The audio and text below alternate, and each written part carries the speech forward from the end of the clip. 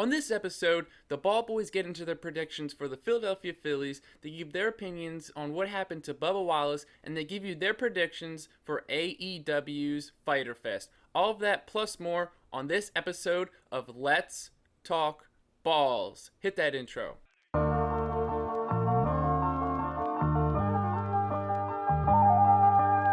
If you want to talk, then let's talk balls.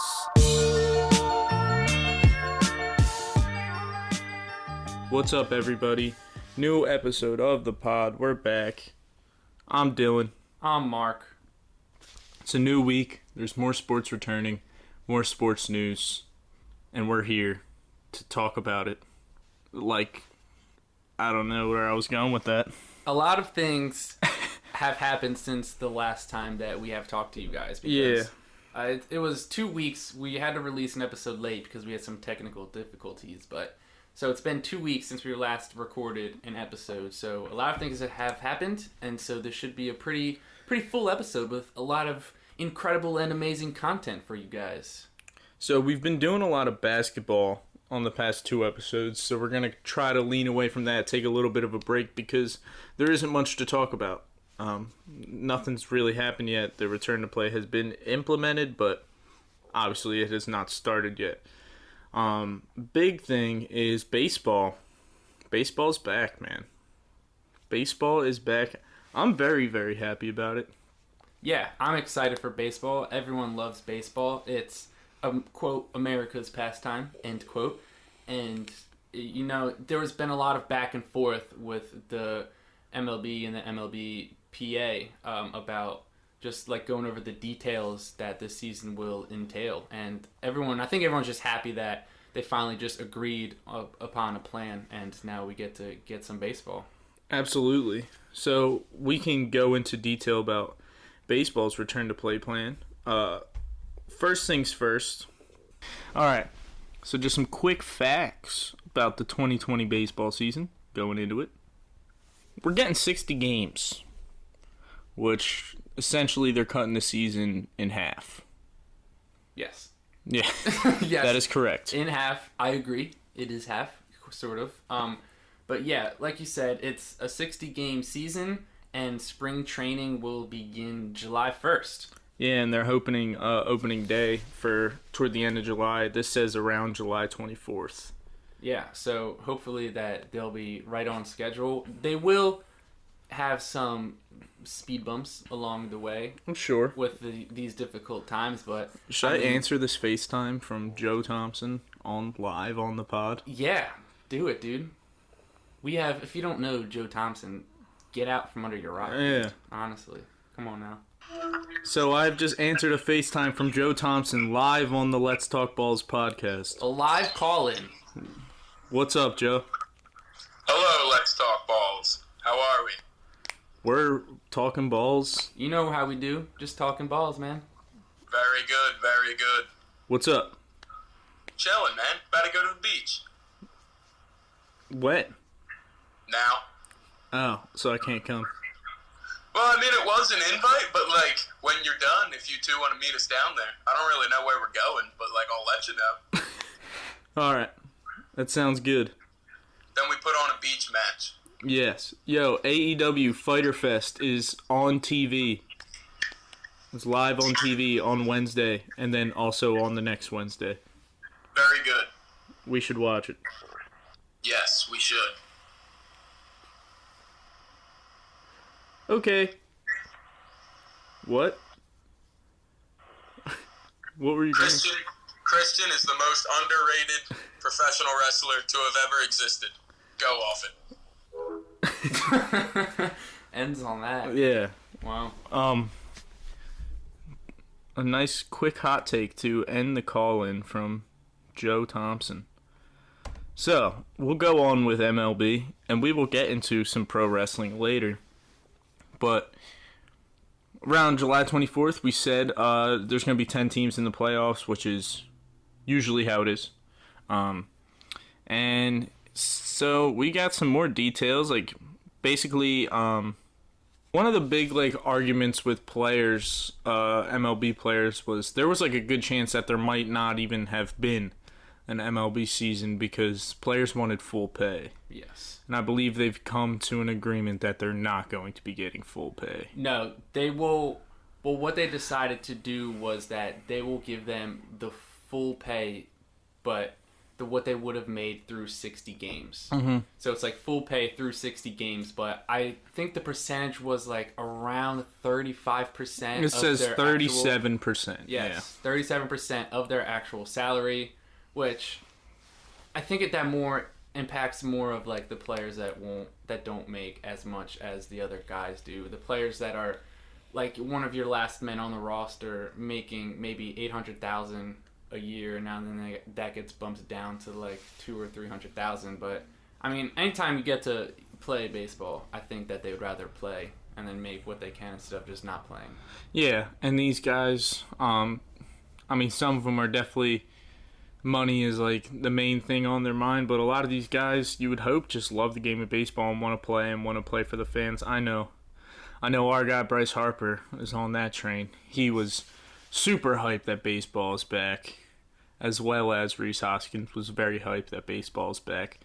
So we should talk some Phillies going into this, how the Phillies kind of coming off a disappointing season. We thought last year might be the year that we finally get over that hump. We haven't been in the playoffs since we had that amazing run with consistently making the playoffs every year. 2008 World Series win, 100 wins in 2010, maybe 2011. I can't exactly remember, but the Phillies were very good for a long time. It's actually pretty insane that team only pulled out one World Series. Yeah, if you look back at the roster, we just had so many good players, and then the dynasty it had to come to an end because the players were just losing their talent and they were getting older, which is what happens, and then you just have to move on and try to rebuild another dynasty. Yeah, and I'm going to say the year 2009, 2010, even to 2011, we were debatably the best team in baseball consistently, but we just couldn't pull it out. So we thought last year, you had a big Bryce Harper signing, Andrew McCutchen joins the squad, and it just wasn't what we thought it was going to be. It was kind of similar to the season before where we were pretty much going off and then just could not seal the deal at the end of the season. Could not get it done. Yeah, it seems like we had a lot of talented players on our roster, but we were just missing one thing to get over the hump. And the big thing is pitching, dude. Yeah. We don't really have a consistent lefty in the starting rotation, which is key for any winning MLB team. You need a good lefty in your lineup. Definitely. And our starting rotation has definitely improved. It for sure has improved, but have we added a lights out lefty like we would have liked to? No, not necessarily. Cole Hamels joins the Braves. He's not a lights out lefty by any means, and we didn't need an ace because we have an ace in Aaron Nola. Aaron Nola, Cy Young candidate 2 years ago, and didn't have quite the season he had a couple years ago this past season, but he definitely picked it up toward the end and was looking lights out again. He's a great dude. Aaron Nola's a beast. Yeah, hopefully he's a Philly for life. And I think it's not that Cole Hamels is this really good pitcher. He's a solid starter, but I think just bringing him back would have just brought some nostalgia from 2008, just sort of this championship pedigree to this team that could have helped us. But I mean, we didn't get him. It's all right. We still have Nola. We signed Wheeler. Our team is getting significantly better. We got a new coach, Joe Girardi. That's the big thing is we don't have Gabe Kapler anymore. I really liked Gabe Kapler as a human being. I think he's an awful MLB manager. I think he is too much of a player's coach. He's a player's coach to a fault. It's not very good for him. It's just it seems like someone would go out there and like shit the bed, and he'd be like, "It's all right, man. You'll get him next time." When that's not really what this team needed to hear. A lot of things didn't go our way last season. Not Aaron Nola, Rhys Hoskins. Kind of fucking played like shit. He kind of played horrible last year. Yeah, Hoskins definitely struggled. And I think the thing with Kapler was we needed him to get on everybody's ass, and he wouldn't do that. And there's nothing wrong with being, like, optimistic and be like, oh, well, it's all right.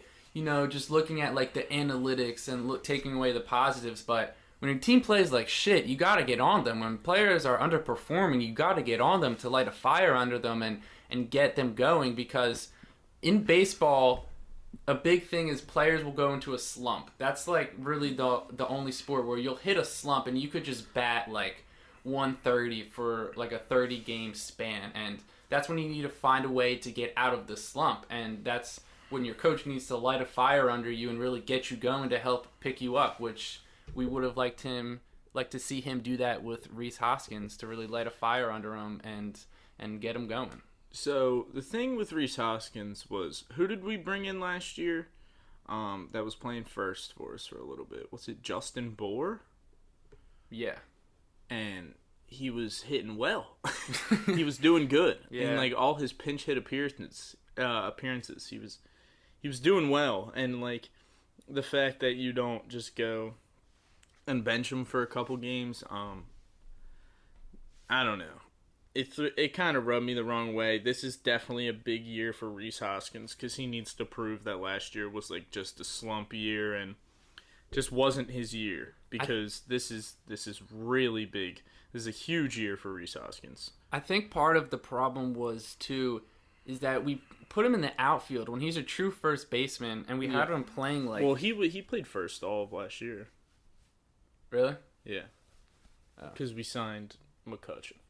Oh, right. Then that was 2 years ago. 2 years ago, he was playing left. Yeah. And it was like, I mean, I hated the idea of Rhys Hoskins in left field, because you had like your franchise first baseman running around in the outfield. Dude's like 6'5", like, I don't know.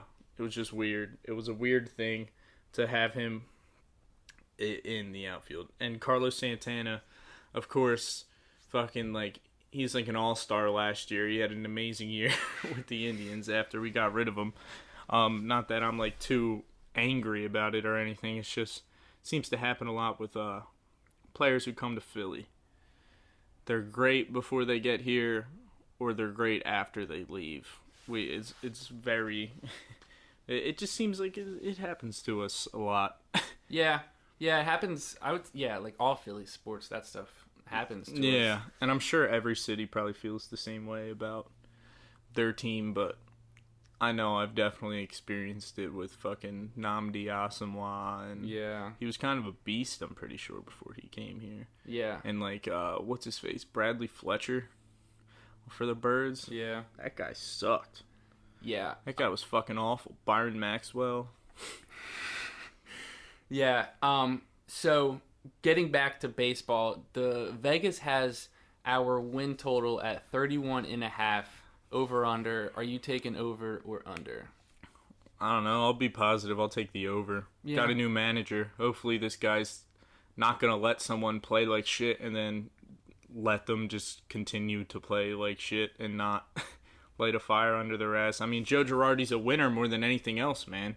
That's the big thing I love about him. He played in an aggressive city like New York. He won a World Series in New York. He beat the Phillies in the World Series when he was the manager for New York. We definitely won like the manager competition for the offseason. There was a lot of teams that needed managers this offseason, and I definitely think we got the cream of the crop with that one. Like we got the guy everyone kind of wanted. He's played for a big city, man, so he's got experience with like just being the manager of a team in a very passionate sports city. He's like I said, he's a winner. He's a winner. More than anything else, Joe Girardi is a winner. Yeah, he definitely brings the winning culture that you would want a head coach or a player to bring to a city. I'll take the over 31.5. And another two pretty big rules that they've changed for this shortened season is that there is a universal designated hitter in both leagues, National League and the American League, which the first time in history that there will be a DH in the NL. And then the second rule is that if the game goes into extra innings, a runner starts on second, correct? A runner will start on second base, which I'm not really sure how I feel about that, but I mean, I think it's just a way. It's a decent way to sort of not have the games go on for 4 hours with this shortened and tighter schedule, but yeah, it's gonna be crazy. The season's gonna feel really quick. Yeah, it's definitely gonna go by in like the snap of a finger. So with the fact that baseball is played almost like every day. Yeah. And they pushed back the trade deadline. It was July 31st. It is now on August 31st. And also, so the way I'm looking at it though too is like there's probably not going to be quite as much baseball as there is, you know what I mean? There's probably going to be more rest days in between. Yeah. Yeah, I think like cuz what everyone's used to is just playing a 162 game season, and then you're used to watching baseball like almost every day, and then they don't really rest that much, but then when you have a shortened season like this in a shortened time period, you're going to have to go through like a longer break sort of. And then it's also like injuries are going to play like a big factor too, because if you get something small that's like a 2 or 3 week injury, then you're going to be out for a lot of the season. Yeah, for a good majority of the season. So like looking at the Phils, like a big thing is Andrew McCutchen was playing really, really well when he got injured. He was reminding me of him back in his Pirates days. I love that guy. I've loved Andrew McCutchen. He's been one of my favorite players since he was on the Pirates, when he was all dreaded up winning MVP. And he was an absolute beast of a leadoff hitter for us last year. Scott Kingery, turned up last year, dude. Kingery played great last year. So you're looking with a universal DH, you got to be thinking that the DH for us. Oh, Jay Bruce. Yeah, you got to be thinking the Phillies are going to go Jay Bruce at DH. Definitely. And if you're looking at a lineup for the Phillies, you're probably thinking your day one opening day starting lineup is Nola. You got Realmuto behind the plate, Hoskins at first. Probably moving Segura to second because you got Didi Gregorius at third now. Not third, short. Yeah. Kingery apparently they're set with Kingery at third. Then you're probably going to throw McCutchen out in left. Adam Hazley in center field, my guy. And the man, the myth, the legend, Bryce Harper out in right. Yeah, that's a solid lineup. And Jay Bruce batting DH. Yeah. Very solid lineup, dude. If they play to their potential. Yeah, but that's the key. It's all about execution. We're going to dive into the analytics. Yeah. And then we're going to figure it out. We're just trying to take away the positives. Well, I like that too with Girardi. Girardi's not completely against the analytics, but at the same exact time, dude, there's just times you got to go with your gut, man. Like, you can't be like, if fucking Jay Bruce is absolutely on fire against... he's just on fire past 6 games. He's got a double in 6 games in a row. But career statistically wise, a right-handed bat is more capable of getting the hit against this specific pitcher in this time. And then they fucking go out there and strike out because you fucking sent out Sean Rodriguez to fucking pinch hit again. Like, that shit was getting so annoying, and that's the one thing I'm happy with Girardi, is that Girardi's not going to be afraid to step up and speak his mind and make decisions based off a gut feeling, because that's what a lot of shit is, man. You got to go with your gut. Yeah, a lot of people, I feel like, even in just like in real life, man, you just gotta go with your gut feeling. And Girardi seems like he's a hybrid of a coach where he does take part in some of the analytics, but he's also just like this sort of old school coach, which is exactly what you want. You don't want a full analytics nerd like Gabe Kapler was, but you also need to keep up with the times with having some analytics in your system. So I think he's a good hybrid of a coach. Yeah, it's also it's like bittersweet because, so say the Phillies do great, Girardi was a great move. A bittersweet sort of thing because it's like the Phillies do great, then Klentak is gonna stay, and that motherfucker needs to go. He's got to go. He's got to go. What the fuck is that from? This is the end. Oh yeah, he was like, Frank was like, that motherfucker's got to go. He got to go. But dude, you fucking right, dude. Klentak has got to go. He's got to fucking go. I thought they were gonna do something fucking really stupid and hire some other fucking moron to do whatever the fuck they tell him to, like another Gabe Kapler, who I said I like as a guy. He's a Great, nice guy, awesome human being. But moral of the story is fucking aviators are not for baseball; they're for Hollywood. But it's like, all right, so they do great. Klentak and whatever the fuck his name is, and Middleton, they look fucking. You guys were doubting us and all this shit, and then if we lose, then Klentak's like, because Klentak, I guess, didn't make the decision. Apparently, it was Middleton who really pulled the trigger on Girardi. Like, Klentak wasn't huge on him, because he wanted another fucking analytical puppet that he could pull the strings on. And Middleton kind of stepped in and made the decision of, he should have just fucking cleared fucking house, man. He should have just cleared fucking house, brought in Girardi, brought in fucking Chase Utley as GM. Chase Utley, third base coach. Dude, imagine rounding third and just seeing Chase Utley just winging you home. Dude, that would be so sick. It's like a dream. Yeah, dude, you're gonna be safe every time. I'm gonna fucking get like that shit tatted on me if I just see, like, if that ever happens, Chase Utley, third base coach, and it's just Harper fucking. You just see like the back of Harper's jersey and his hair flowing. And his hair flowing, and Utley's just like, oh, dude, that would be sick. That'd be awesome. I would love Utley. I'm pretty sure that was a thing. Like, they were saying, like, Utley as manager, like, make it happen. He's got to have a role somehow. I think he'll definitely have a role. I think at least some point, one of like the big three from 08 will have a role at some point. Him, Rollins, and Howard. It's got to be Utley though. Yeah, I think out of those three, I would probably bet on Utley. I could definitely see Utley having some sort of role in the dugout or in the front office or something like that. I think it would be pretty fucking sick. Anyway, so we kind of discussed that lineup. Our pitching has changed, like we said. So we're looking at our so if you look at our starting five, our rotation, you got Nola, you got Wheeler, you got Arrieta, you got, who's our four? Drew Smiley. Yeah, Drew Smiley. Forgot about him. Yes. No. Is he going to be our four? I don't remember if I like him or not.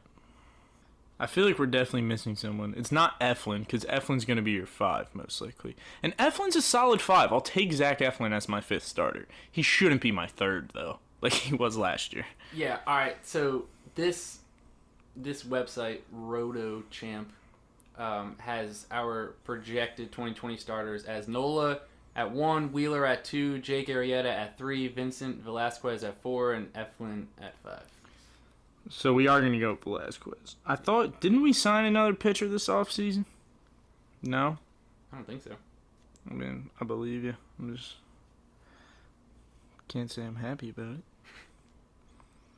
it. Or maybe the thing was that I was fucking pissed that we didn't have a fucking starter fire. Eflin's definitely going to be in there.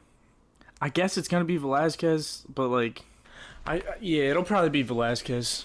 But like, Vince Velasquez's thing is like, he comes in for fucking 4 innings and is lights out, dude. He's fucking a beast, and then he just gives up 6 runs in 1 inning. Yeah.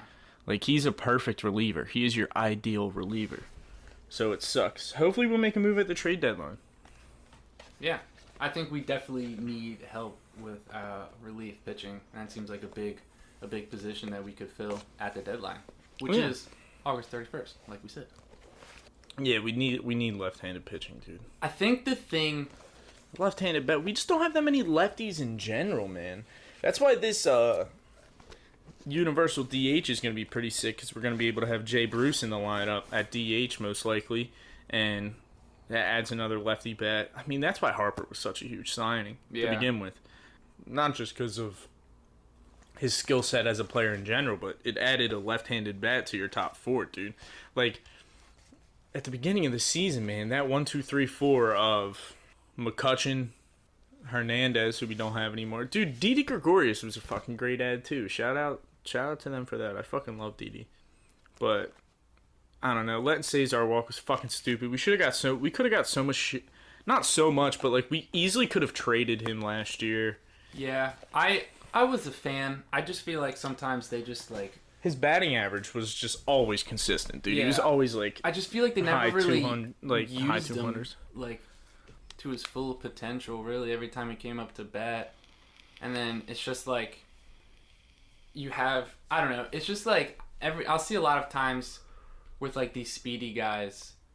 Like, it's not a bad idea to just, like, throw down a bunt or something and then try to get them to first. Or if there's a man on first, lay down a bunt and get him over, which I don't really see a lot of teams doing that too much, getting a sacrifice bunt. But yeah, I think the thing with signing Joe Girardi that gets me excited is it sort of feels like this is the final piece to the puzzle and that we can finally make a run. Because if you don't have a good head coach, then you're not going to be able to really do anything. And the fact that we got a head coach and we feel like we have a good surrounding crew, that we can finally make a run at this thing and get back to our championship caliber ways. I fucking love Bryce Harper, bro. I was just thinking about him. He's announced he's now an Eagles fan. He did? Yeah. I mean, he doesn't have a football team to like, really. He's from Vegas. Yeah. I think... He could like the Raiders, I guess, but like... Yeah, he announced that he's officially an Eagles fan. Everyone was probably... He's, like, the only one, like, we'll, like, let be, like, hop on the bandwagon. I fucking love that man, bro. He just came in, like, and just embraced the city unlike any other player I've seen do to Philly. Honestly. Like, there's been players who have definitely done it.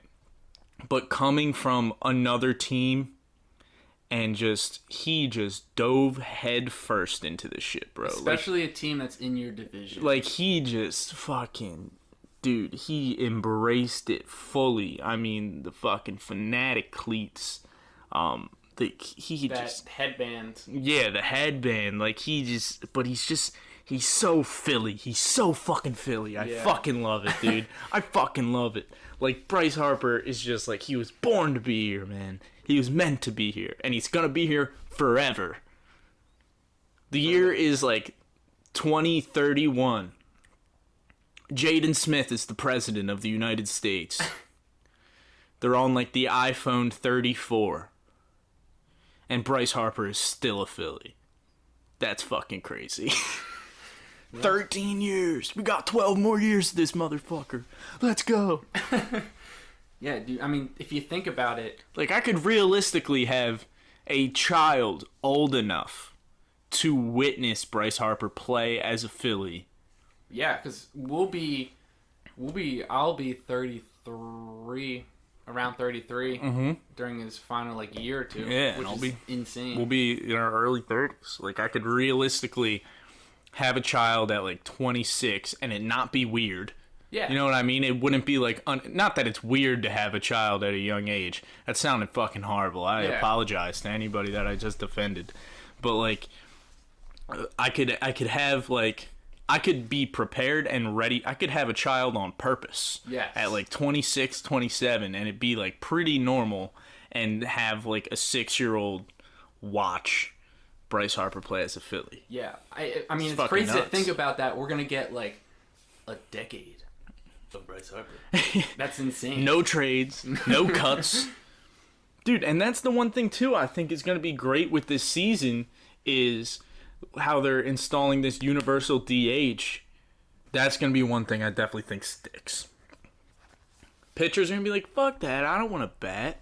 You know what I mean? After this don't year, ever really want to bat. It's a fucking stupid rule anyway. Why does the American League get DHs and yeah, and we don't? Yeah, that's been like an argument that's been going on for a while. It would make baseball so much more entertaining. Yeah. To not have DH. I mean, to not have pitchers hit. Except for, like, Shohei Ohtani or whatever. He's going to pitch this year, I think. You think so? He didn't pitch all of last year. Coming off Tommy John. But he DH'd. Dude, the only thing that's upsetting is that, like, Mike Trout will never be a Philly. Yeah. It's possible, though. Yeah. It's, like, possible when Bryce Harper... Like, that was the goal, was to have Mike Trout and Harper be that Phillies. Something. That would have been so sweet. But we didn't get Trout. We got Harper, which is still good. Yeah. I mean, like I said, dude, he's embraced the fucking city unlike anyone. He's just so Philly, dude. He's so Philly. His fucking walk-off grand slam this past year was... I rewatched it the other day. It was one of the coolest things I think I've ever seen. Yeah. Like... Nothing like a walk-off home run, especially like a grand slam when they're down like 7 in the 9th, bro, and Harper just fucking... You just hear John Kruk, he goes, "Oh my god." As soon as he hits it, bro. And then they're just like, McCarthy's like, "No way." And it just, dude, it was a bomb, too. It was a fucking rocket. Like, that shit was a bomb. Oh, that was so cool. I can't believe that's when I thought, like, our season was going to turn around. Yeah. That was what I thought we needed, and then it just wasn't. So crazy, man. Anyway, let's do a theoretical lineup, all right? I don't think McCutchen's going to bat lead off coming off a torn ACL. It's possible.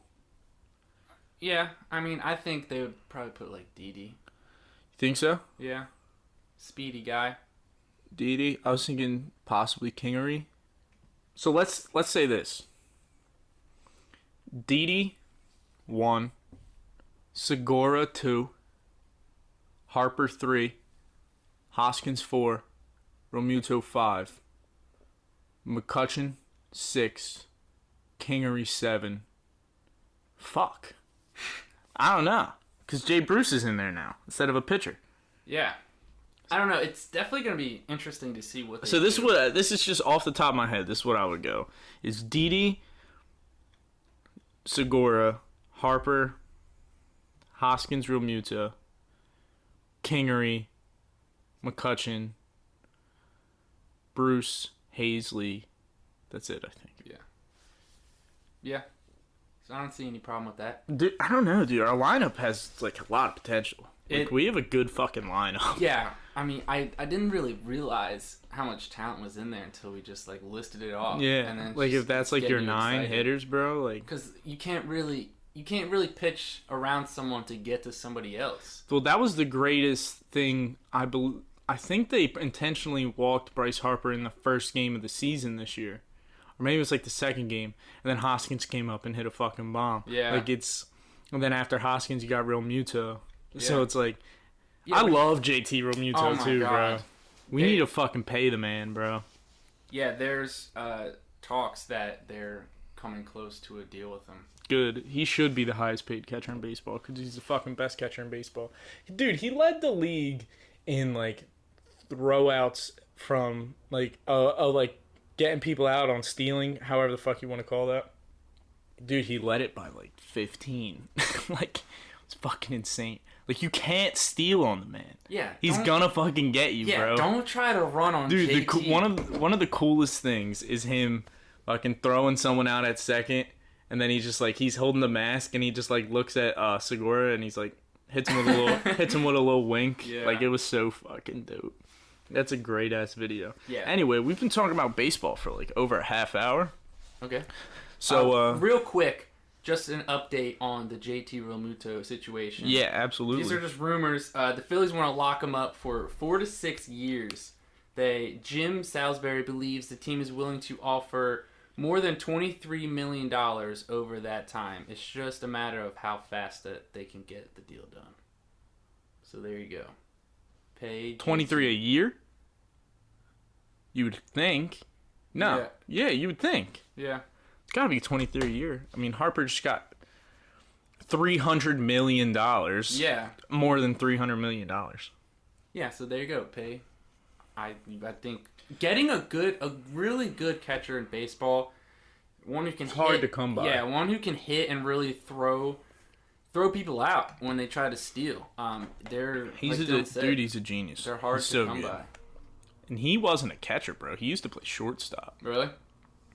He used to play short. He wasn't a catcher till he got to the MLB, which is fucking crazy. Yeah. And which means, but catchers aren't forever too. But he's so smart. He's such a good hitter. He's such a smart hitter too, bro. He hits for contact. He hits for power. He's just a smart player overall. He's a great player, but he I believe that's gonna be like, maybe 3-4 years. Maybe they'll try to not have him catch as much, and he can DH. Yeah, there you go. I think. And then toward the end of Harper's career, when he's like 40 years old, isn't running around in right field like he is right now. He can DH. Yeah, I think that's a rule that if the MLB sees that there's a lot of success with having a DH in the NL this year, that could be something that they could change too. They've been trying to get it to change forever, but it would just make the game so much more fun. Yeah. Make it more high scoring. Anyway. Hey, Dill. Yeah. Do you know what happened 6 years ago today? What happened 6 years ago today, Mark? The Philadelphia 76ers drafted Joel Embiid. Oh, yeah, I did see that. On the day we're recording this podcast, which is Friday, June 26th. June 26th. I remember I graduated 8th grade this day. And we went to Buffalo Wild Wings. B-dubs. Because my dad said we can go anywhere you want to eat, and I needed to go somewhere where we could watch the draft. Smart man. And we drafted Joel, and they showed his face, and he looked unhappy. Yes, that's exactly. I can see it in my mind right now. I remember when they called his name. It was just a blank-ass face, and looked upset. He looked upset, and everyone in Buffalo Wild Wings started booing him. And we were all like, fuck this guy. And then it went back a couple of years later, and then it was that night, Joel Embiid was like, I'm so happy to be a Sixer, hashtag, camera was delayed or something. Yeah. They showed us delayed. He didn't even know he was drafted yet at that point when they showed him. Yeah. Also, breaking news today from the Sixers, and then we'll move on really quick. They signed free agent Ryan Broekhoff. He played 17 games this season with the Mavericks, and then his season averages per 36 minutes, 14.2 points per game, 8.6 rebounds, 2 assists, and then 1 steal per game. He is shooting 40% from the 3-point line, 3-point arc. So he's shooting what from 3? 40%. That's cool. Yeah, so we got Ben Simmons, a shooter. Yeah, there we go. Works for me. Anybody who can shoot a ball, I'll take. It's enough Sixers, enough baseball. All right, so let's transition into sport we don't talk about much, if at all, and probably might not ever again after this. Let's talk about some NASCAR. Yeah, we're not big NASCAR guys. Can't say I am. I don't want to shit on it, but I can't watch it for a long time. I can't watch people driving in circles for 6 hours. It's just not me. It's not for us. Especially, only turning left in a big oval. That sort of was the problem for me, and it's just so long, 500 laps. Dude, cut that down. Let's make drivers really have to go fast. I want to see fucking chaos. But there was an incident in NASCAR involving the only African-American NASCAR driver currently, Bubba Wallace. There was a noose found in his garage, and Mark probably has some more details on that if you want to go into that. Yeah. But all right, so on Sunday, Bubba Wallace found what was a noose hanging from his garage. The FBI would go ahead and investigate the situation, and they said that it was from 2019. They determined that it was not a hate act towards him, but it's still, at the end of the day, it was still a noose. The NASCAR conducted a thorough... What do they mean it was from 2019?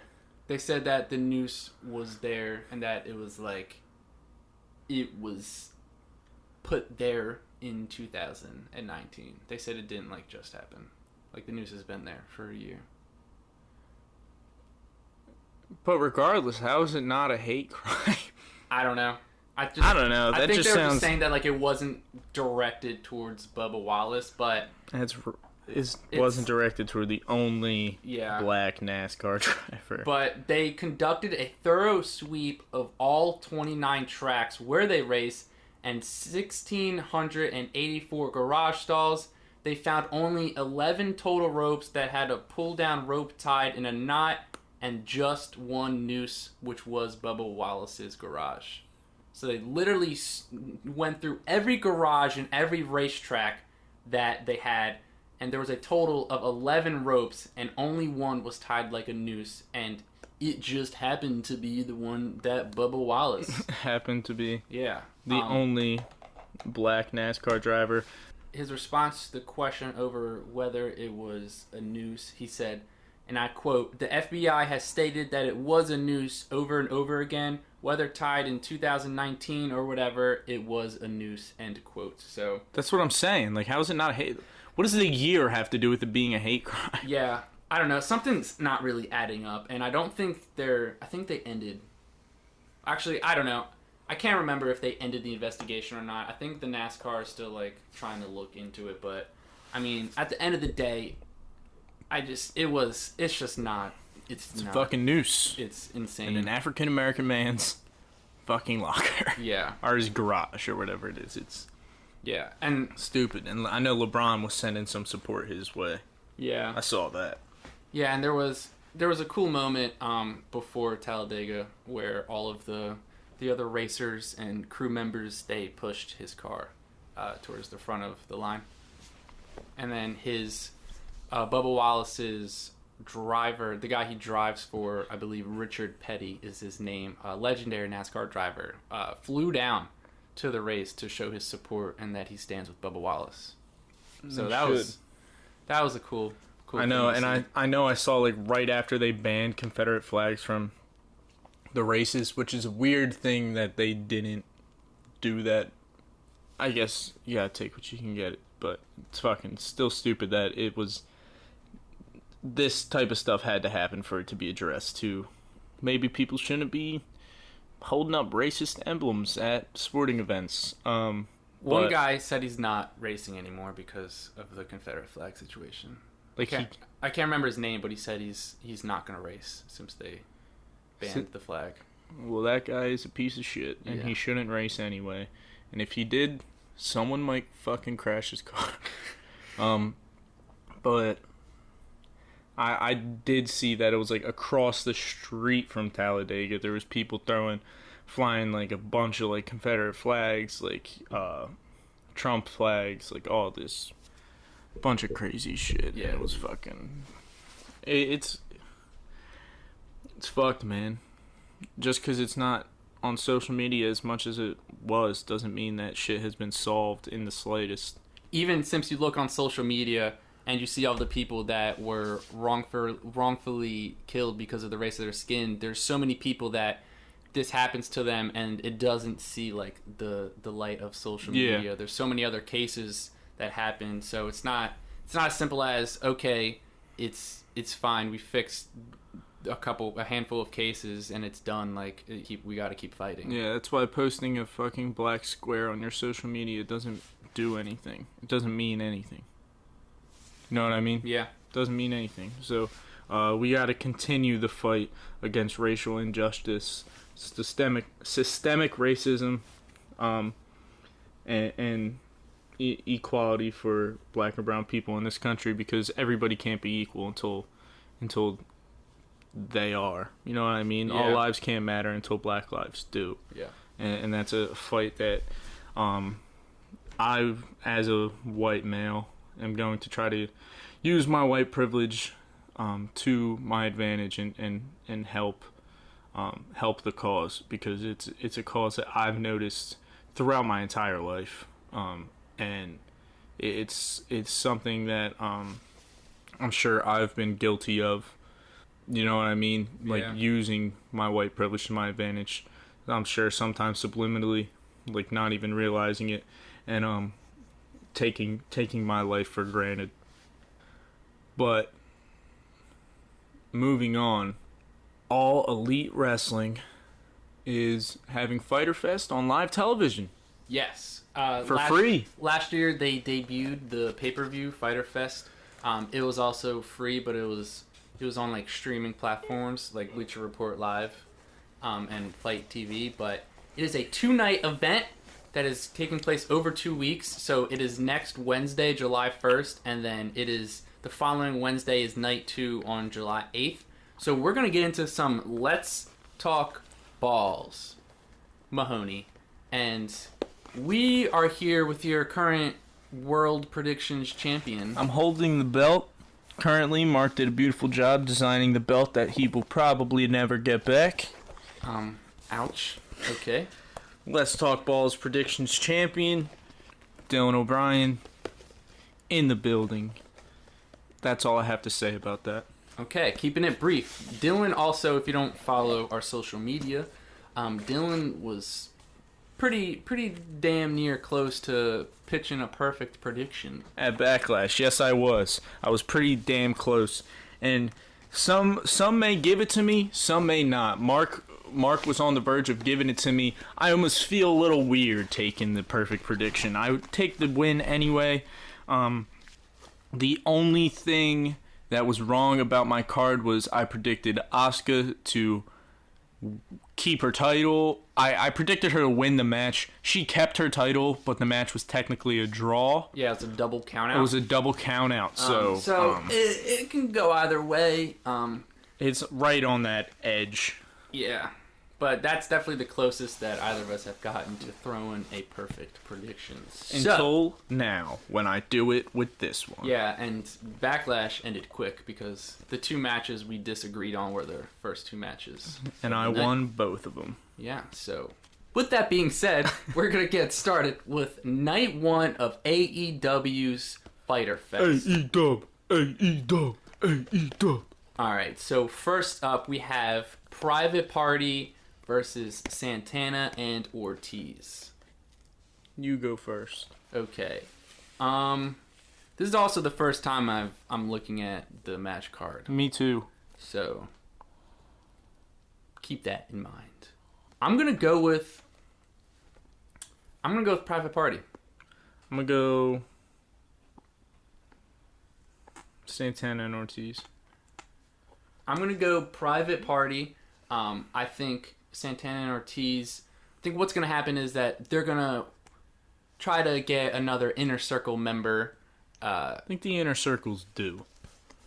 Yeah, I could see that. I just think that they're gonna get another member to try to pull a fast one on them, and then one of the versions of Matt Hardy is gonna come out, and then the Private Party is gonna pull this one out. I'm taking Private Party. Dylan's taking Santana and Ortiz.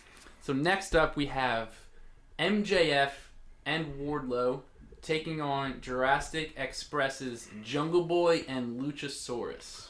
I'm going to take MJF and Wardlow.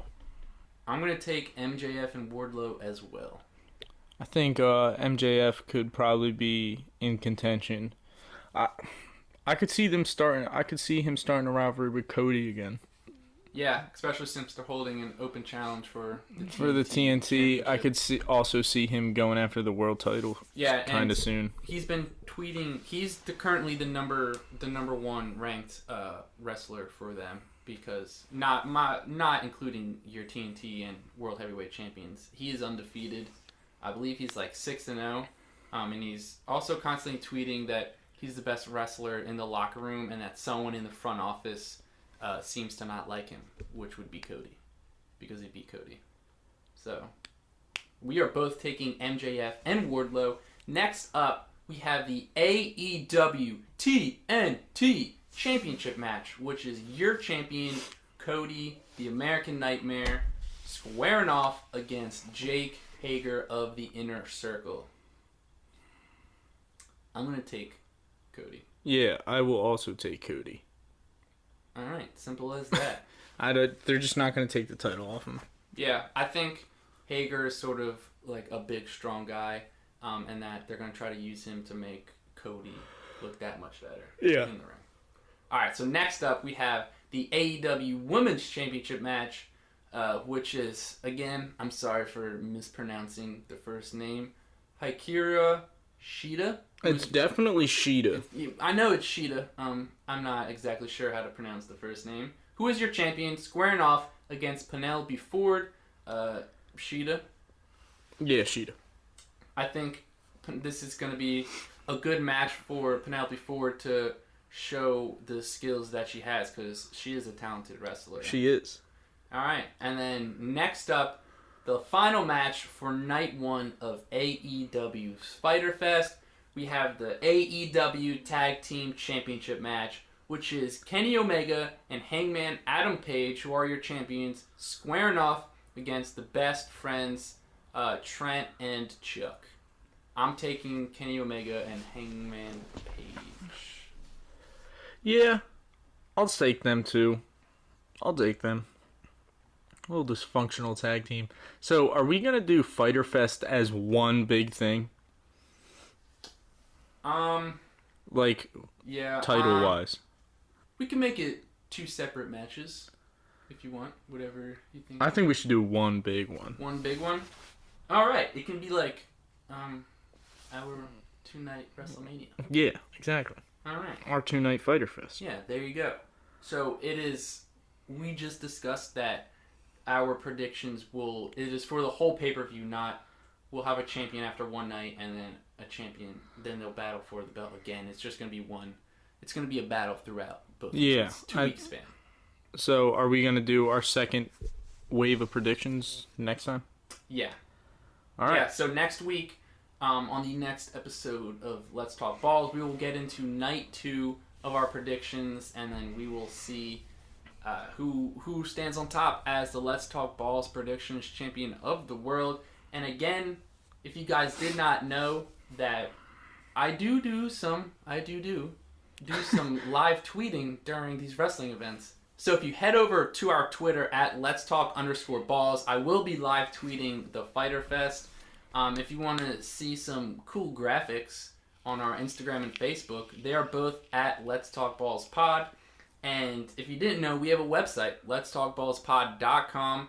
I just finished writing a blog for that, a sports blog. It should be up by the time you hear this, so if you want to go ahead and check that out, you should do that. And then if you want to write for us, DM us on Instagram, Twitter, Facebook, whatever you're on, just DM us. And if you're trying to get into sports writing, we can certainly help you with that. Yeah, we'll give you a blog to post on, for sure. Just to get some of your work out there, get some work on your resume. So, with that being said, it's been a wonderful episode. I'm Dylan. I'm Mark. And if you want to talk, then let's talk balls. We'll see you next week.